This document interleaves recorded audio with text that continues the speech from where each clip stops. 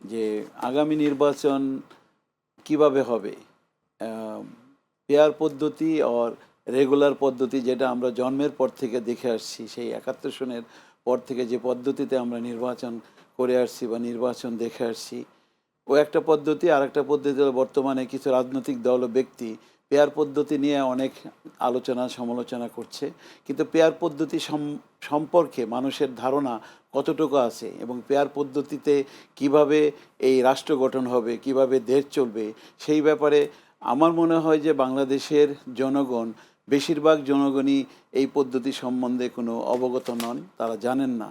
তাই না, কিন্তু বিশ্বের অনেক দেশেই তো এই পদ্ধতি তারা অবলম্বন করছে।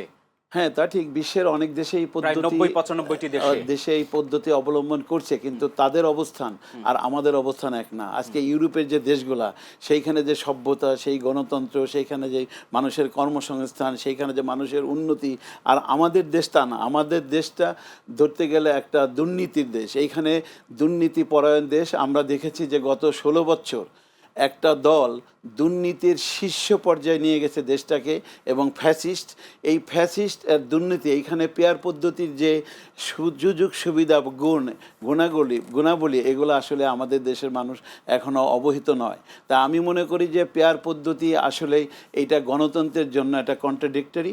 মানে গণতন্ত্রে আমি মনে করি পেয়ার পদ্ধতি যায় না, কারণ গণতন্ত্র মানে হলো যে দেশের রাষ্ট্রের জনগণ তারা ভোট প্রদান করবে, এটা তাদের ভোটিং রাইট। নাগরিক হিসেবে একজন প্রার্থীকে তারা নির্ধারণ করবে এবং একটা প্রতীককে তারা নির্ধারণ করবে।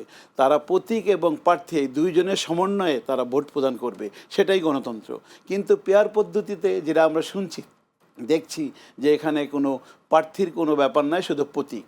তাই প্রতীক কী করবে? প্রতীক তো কোনো কাজ করে না, কাজ তো করে প্রার্থী।